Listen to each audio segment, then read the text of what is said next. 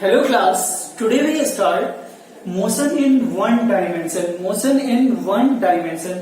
Motion in one dimension में अपन बात करते हैं ग्राफिकल सेक्शन. किसकी बात करते हैं यहाँ पे? Graphical section. आपको तो नीट या जेई की प्रिपरेशन आप कर रहे हैं तो ग्राफ का बहुत ज्यादा इंपॉर्टेंस है, बहुत ज्यादा इंपॉर्टेंट रोल है इन फिजिक्स. आप ग्राफ नहीं सीखे हो तो फिजिक्स के बहुत सारे problem on the basis of graph आते हैं. अगर ग्राफ का आपको नॉलेज है तो फिजिक्स में एक दो क्वेश्चन जो नीट में या जेई में है और वो जरूरी नहीं कि मोशन इन वन डायमेंशन में, आगे चल के मैकेनिक्स में, फिर क्या होता है एसएचएम में भी है, 12th में अगर जाते हो तो आपको इलेक्ट्रोडायनेमिक्स में मिल जाएगा. तो ग्राफ का ह्यूज रोल है इन फिजिक्स, इसलिए ये इंपॉर्टेंट पॉइंट है. तो ये इसलिए जरूरी है कि अपन को सीखना है अच्छे से ग्राफ होता क्या है. और ये बेसिक चीजें अगर आपको समझ में आ जाते हैं तो आगे चल के ग्राफ किसी भी टाइप का आपको मिलेगा फिजिक्स में तो इसलिए समझ में आ जाता है. तो सबसे पहले यहाँ पे ग्राफिकल सेक्शन में पोजीशन टाइम ग्राफ, किसकी बात करेंगे अपन? पोजीशन टाइम ग्राफ के. अच्छा ध्यान देना यहाँ पे position time graph. Position time graph में एक चीज हमेशा याद रखना, ग्राफ दो एक्सिस के बीच का रिलेशन होता है, हमेशा याद रखना. यहाँ पे दो एक्सिस आपने लिया तो उनके बीच में जो भी रिलेशन आ रहे हैं, मान लो ये वाई एक्सिस है और ये एक्स एक्सिस है, पास में आ रहा है, ये क्या होता है यहाँ पे एक्स एक्सिस. तो वाई एंड एक्स एक्सिस में अगर देखा जाए तो किन्हीं भी दो पर्टिकुलर पॉइंट पास में आ रहे हैं ना, दो पर्टिकुलर पॉइंट यहाँ पे अगर क्वाड्रेंट में वाई और एक्स पास में आ रहा है तो यहाँ पे कोई भी क्वाड्रेंट हमने माना जिसमें वाई एक्सिस, दूसरा क्या होता है एक्स एक्सिस है.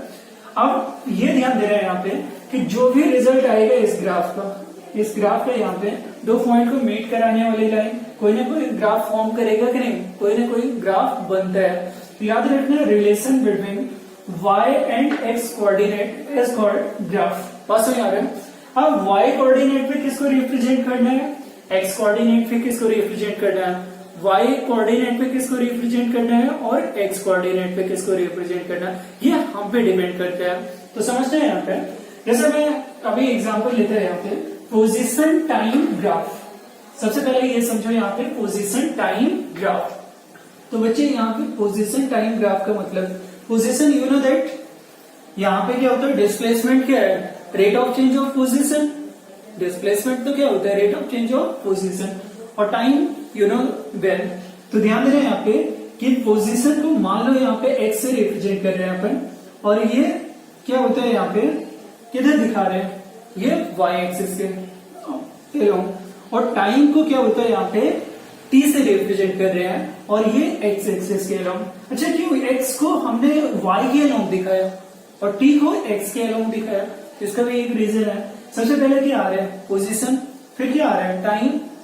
तो पोजीशन टाइम ग्राफ में जो फर्स्ट फिजिकल क्वांटिटी आएगा उसको वाई के अलोंग प्लॉट करना है, जो सेकेंड फिजिकल क्वांटिटी आएगा उसको एक्स के अलोंग यहाँ पे रखना है. तो याद रखना इस तरीके से ग्राफ को और इजीली अपन पढ़ पाते हैं. एक मतलब एक ट्रिक होता है कि इस तरीके से आपको रखना है. बस समझ आ रहा है ना. तो ध्यान देना हमने क्या किया, पोजीशन को वाई एक्सिस के अलोंग, टाइम को एक्स एक्सिस के अलोंग. अब इन दोनों में रिलेशन निकालना है और रिजल्ट क्या दे सकता है. तो रिलेशन के लिए मैं आपको बताऊं, ये आपको पता होगा इंस्टेंट वेलोसिटी का फॉर्मूला. इंस्टेंट वेलोसिटी क्या होता है, तो you know that dx by dt, ये तो पता है ना. Rate of change of position with respect to time is called velocity. तो यहाँ पे चेंज ऑफ पोजीशन अगर स्मॉल है तो टाइम भी स्मॉल लेगा, तो जो रिजल्ट देगा यहाँ पे इंस्टेंटेनियस वेलोसिटी का आता है रिजल्ट. अच्छा एक पॉइंट हो गया. दूसरा क्या होता है यहाँ पे एवरेज वेलोसिटी का फॉर्मूला आपको पता होगा. एवरेज वेलोसिटी का बच्चे क्या होता है यहाँ पे, तो डेल्टा एक्स अपॉन क्या होता है delta t, delta x by delta t. ये भी क्या होता है change in position with respect to time for large scale. तो यहाँ पे v एवरेज अगर देखा जाए तो delta x by delta t, delta x by delta t. अब समझो यहाँ पे पोजीशन टाइम ग्राफ का यहाँ पे रोल क्या होगा.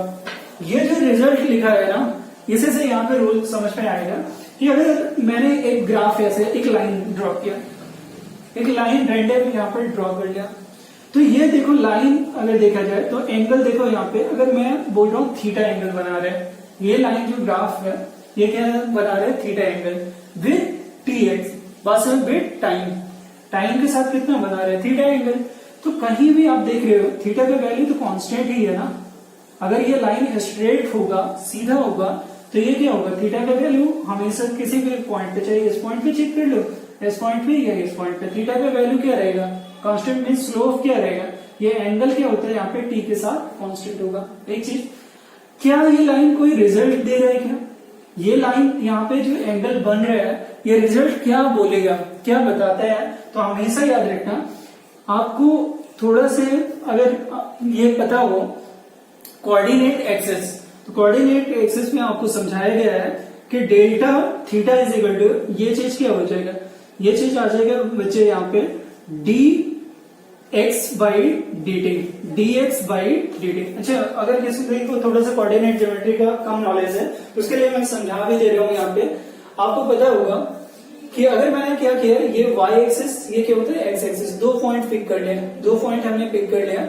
यहाँ पे कोऑर्डिनेट x1 y1 वैल्यू दे रखा है। कैसे x1 y1 होता है ये भी मैं समझा देता हूँ। यहाँ पे इस चीज को समझो यहाँ पे बच्चे, x1 y1 कैसे लिया जाता है, क्योंकि ग्राफ का एकदम बेसिक नॉलेज आपको होना चाहिए, तभी ये क्या होता है समझ में आने वाला है। देखा है यहाँ पे, अगर ये y एक्सिस है, इधर क्या होता है यहाँ पे y, और ये क्या होता है यहाँ पे x है। तो ऐसे समझो यहाँ पे कि एक पॉइंट हमने पिक किया, तो यहाँ पे कुछ वैल्यू x के साइड आ रहा होगा, इधर का वैल्यू कुछ न कुछ x का वैल्यू आ रहा होगा कि नहीं, और इधर देखोगे तो ये y के साइड वैल्यू आ रहे कि नहीं। देखो यहाँ पे इस पॉइंट में, अगर इस पॉइंट का हमें वैल्यू नोट डाउन करना है तो आप बोलोगे x का इतना लेंथ और y का इतना लेंथ। तो मान लो ये लेंथ आ रहा है x1, ये लेंथ कितना आ रहा है x1, और y का लेंथ कितना आ रहा है y1। तो इस पॉइंट का कोऑर्डिनेट क्या होगा, x1 y1, x1 y1। इस पॉइंट का कोऑर्डिनेट क्या होगा, x1 y1। इसी तरीके से मैंने दूसरा पॉइंट पिक किया। अब देखो यहाँ पे x का वैल्यू चेंज होगा कि नहीं, यहां से यहां तक देखा जाए तो x का वैल्यू चेंज हो जाएगा कि नहीं। इसको क्या कंसीडर कर सकते हो, x2, क्या कंसीडर कर सकते हो x2।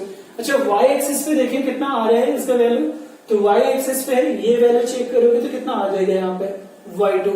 तो यहाँ पे इसका कोऑर्डिनेट क्या हो जाएगा, x2 y2, x2 y2। तो ये लाइन दोनों पॉइंट को अगर एक लाइन से ज्वाइन कर दो, अगर दोनों पॉइंट को एक लाइन से ज्वाइन कर दो और एक हॉरिजॉन्टल लाइन ले लो जो x के पैरेलल हो, तो जो भी एंगल बनेगा, जो भी एंगल बना रहा है ये लाइन, जो दोनों पॉइंट को a और b को मीट कर रहे हैं विद x एक्सिस, इसको बोलते हैं स्लोप। इसको बच्चे क्या बोलते हैं यहाँ पे, स्लोप। तो स्लोप याद रखना किसके बराबर होता है, tan थीटा के। ये 10th लेवल पे भी मैथमेटिक्स में पढ़ लिया होगा, नहीं पढ़ा है तो मैंने मैथमेटिक्स में समझाया कोऑर्डिनेट वाले सेक्शन में, आप पढ़ लेना उसको। तो स्लोप का वैल्यू क्या होगा यहाँ पे, tan थीटा के बराबर होगा, और ये किसके इक्वल होता है, y2, final value of y minus y1 divided by क्या होता है यहाँ पे x2 माइनस x1। आता कैसे है ये चीज समझाता हूँ। आप ये बताओ, अगर ये ट्राइंगल में इसको a पॉइंट, इसको b पॉइंट, इसको c पॉइंट बोल रहा हूँ, तो आप मुझे बताओ tan थीटा का वैल्यू क्या होगा। You know that tan theta is equal to क्या होगा, परपेंडिकुलर अपॉन बेस। मीन्स क्या हो जाएगा यहाँ पे BC बाई कितना हो जाएगा यहाँ पे AC, BC बाई कितना हो जाएगा यहाँ पे AC। अब BC का वैल्यू कितना आएगा, ये सेक्शन देखो कितना आएगा। अब इस सेक्शन को यहाँ पे देखने के बजाय मैं ऐसा समझा रहा हूँ यहाँ पे कि ये इतना किसके बराबर होगा, y2, और ये इतना किसके बराबर होगा, y1। बात समझ आ रही है ना, ये किसके बराबर होगा यहाँ पे y2, ये किसके बराबर होगा यहाँ पे y1। तो डेफिनेटली ये जो चेंज आ रहा है ना, ये यहाँ पे BC का वैल्यू आएगा।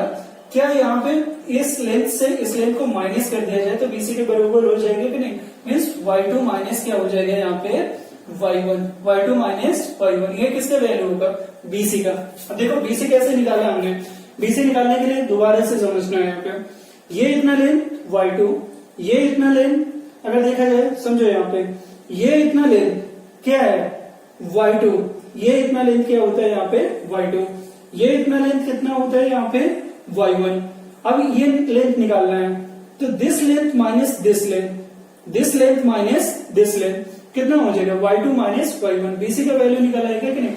ऐसे मुझे बताओ इस लेंथ का AC का वैल्यू क्या निकालोगे, x2 माइनस x1। तो इसका वैल्यू क्या हो जाएगा, x2 माइनस x1 आ जाएगा कि नहीं। This length minus this length is equal to क्या हो जाएगा AC। तो यहाँ पे BC के प्लेस पे क्या लिखोगे, y2 माइनस y1, और AC के प्लेस पे x2 माइनस x1। इस तरीके से अगर देखा जाए तो इसी चीज को क्या लिख सकते हैं, delta y upon delta x, delta y upon क्या हो जाएगा, डेल्टा x। तो यहाँ पे एक हमें थोड़ा सा नॉलेज हो गया ग्राफ में कि स्लोप क्या होता है, जिसको स्लोप का मीनिंग क्या होता है, यहाँ पे एंगल विच या एक लाइन जो हॉरिजॉन्टल से एंगल ड्रॉ बोल रहा है, ये इंक्लाइंड है, और line inclined with horizontal line, पास में आ रहा है ना, a line which inclined to horizontal line at a amount of angle, बस है, that is called slope। इसी को क्या बोल देंगे यहाँ पे, स्लोप। तो ध्यान देना यहाँ पे स्लोप किसके बराबर, tan थीटा, ये क्या होगा, y2 minus y1 divided by x2 minus x1। तो tan थीटा क्या हो जाएगा, BC by AC, y2 minus y1 by x2 minus x1। तो इस तरीके से रिलेशन y और x का निकला है। तो ये ध्यान दो यहाँ पे, ये जो आया था, ये चीज यहाँ पे चेंज कितना आ रहा है, delta y by delta x। अगर ये स्मॉल चेंज होता है यहाँ पे छोटे सेक्शन के लिए, तो क्या इसी चीज को tan थीटा में यहाँ पे tan theta dy upon dx लिख सकता था कि नहीं, लिख सकते थे, पास में आ रहे। तो यहाँ पे y के अलोंग क्या प्लॉट कर रहे हो, पोजीशन को, x के अलोंग किसको प्लॉट कर रहे हो, तो डेफिनेटली यहाँ पे डिस्टेंस को, सॉरी टाइम को। तो अगर यहाँ पे y के अलोंग अगर देखा जाए, y के अलोंग पोजीशन को और x के अलोंग टाइम को प्लॉट करोगे, तो tan थीटा किसके बराबर होगा, dx by dt। tan theta किसके बराबर होगा, dx बाई dt। बात समझ आ रहा है, चेंज इन पोजीशन। अब ये किसके बराबर है, वेलोसिटी के, ये किसका रिजल्ट देता है यहाँ पे, वेलोसिटी।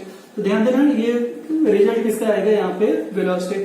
तो dx by dt becomes to velocity. अब चाहे इंस्टेंट वेलोसिटी लार्ज चेंज है तो एवरेज वेलोसिटी, और स्मॉल चेंज है, ये लाइन अगर स्मॉल है, छोटा है, तो क्या होगा, इंस्टेंट वेलोसिटी। एकदम पॉइंट, किसी पॉइंट पे बोल रहे हो, स्मॉल सेक्शन होगा ना, तो क्या होगा, इंस्टेंट वेलोसिटी।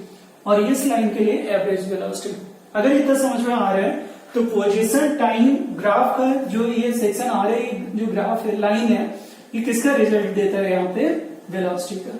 किसका रिजल्ट देगा यहाँ पे बच्चे, वेलोसिटी का। अब वेलोसिटी का अगर रिजल्ट देगा, तो ये ध्यान देना है यहाँ पे कि थीटा कांस्टेंट होगा या थीटा वेरी कर रहा है। इसके अकॉर्डिंग अपन बता सकते हैं कि वेलोसिटी यूनिफॉर्म होगा, पॉजिटिव होगा, नेगेटिव होगा या जीरो होगा। तो आगे देखते हैं एक एक पॉइंट को। सबसे पहले मैं क्या बोल रहा हूँ यहाँ पे कि फर्स्ट सेक्शन जो ले रहे हैं ग्राफ का, वो इस तरीके से गिवन है। ये क्या होता है यहाँ पे, एक्स पोजिशन, और ये क्या होता है यहाँ पे, टाइम, पोजिशन एंड टाइम। अब मुझे बताओ यहाँ पे क्या पोजीशन कांस्टेंट है कि नहीं। अब देखो यहाँ पे टाइम तो बढ़ रहा है, टाइम क्या हो रहा है बच्चे, इंक्रीज कर रहा है, टाइम क्या हो रहा है यहाँ पे, इंक्रीज कर रहा है, लेकिन एक्स क्या है, फिक्स है, एक्स का वैल्यू फिक्स है, मीन्स यहाँ पे पोजीशन क्या होगा, यहाँ पे कांस्टेंट। अगर पोजीशन कांस्टेंट है तो चेंज इन पोजीशन क्या आएगा, जीरो। अगर पोजीशन कांस्टेंट है तो चेंज इन पोजीशन क्या आएगा, जीरो। मीन्स क्या होता है, dx का वैल्यू कितना होगा, या डेल्टा x का वैल्यू कितना होगा, जीरो। वही पोजीशन का चेंज कितना होगा, जीरो। तो ये फॉर्मूले में देखो, वेलोसिटी इज इक्वल टू क्या होता है, जीरो डिवाइडेड बाई टाइम। तो आंसर क्या होगा, जीरो। तो याद रखना, जब क्या होता है यहाँ पे पोजीशन कांस्टेंट होता है, तो इसका मतलब क्या होता है कि बॉडी एट रेस्ट है। एक चीज यहाँ से नोट डाउन करना कि बॉडी एट रेस्ट है, बॉडी एट रेस्ट है, बॉडी एट रेस्ट है बच्चे। एक चीज हमें पता चलता है। दूसरा वेलोसिटी, क्योंकि जीरो है वेलोसिटी, तो बॉडी किस पे रहेगा, रेस्ट पे रहेगा। और रेस्ट पे अगर हो रहा है, बात समझ आ रही है ना, तो यहाँ पे थीटा भी, टेन थीटा भी चेक कर सकते थे। एंगल कितना बना रहा है, एक्स के साथ एंगल कितना आ रहा था, जीरो। तो ये भी बोल सकते हैं यहाँ पे थीटा का वैल्यू कितना आ रहा है, जीरो। तो टेन थीटा डेफिनेटली कितना आएगा यहाँ पे, जीरो। और टेन थीटा अगर, क्योंकि टेन जीरो का वैल्यू क्या होता है, जीरो, तो यहाँ पे कितना हो जाएगा, जीरो। तो ये हमेशा याद रखना, अगर पोजीशन कांस्टेंट होगा तो बॉडी एट रेस्ट बोला जाता है, और वेलोसिटी का वैल्यू उसका क्या आता है, जीरो। वेलोसिटी क्या होता है यहाँ पे, zero. Velocity is zero, velocity is zero. अब इसका कोई एग्जाम्पल रियल लाइफ में, तो मैं बोलूंगा एक हाउस है, बात समझ आ रही है ना, एक क्या होता है, हाउस है, और इसके सामने क्या होता है, यहाँ पे ट्री है। ये क्या होता है, यहाँ पे ट्री है, बात समझ आ रही है ना। अब ये ध्यान देना, अगर इसके बीच का गैप क्या है, 100 मीटर। अब ये गैप क्या होता है, यहाँ पे ट्री जो होता है, हाउस से कितना डिस्टेंस पे है, यहाँ पे 100 मीटर। बच्चे कितना डिस्टेंस पे है यहाँ पे 100 मीटर का।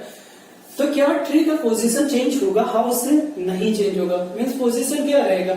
कांस्टेंट। पोजीशन क्या रहेगा? कांस्टेंट। तो टाइम तो चेंज होता रहेगा। अभी 9 AM पे देखा, बाद में 10 AM, फिर क्या होता है यहाँ पे 1 दिन के बाद, 10 दिन के बाद, 1 मंथ के बाद, फिर क्या होता है 1 साल के बाद। टाइम तो इंक्रीज कर रहा है लेकिन पोजीशन चेंज जीरो आ रहा है। पोजीशन चेंज जीरो होगा। तो इस ट्री की वेलोसिटी क्या होगी? जीरो।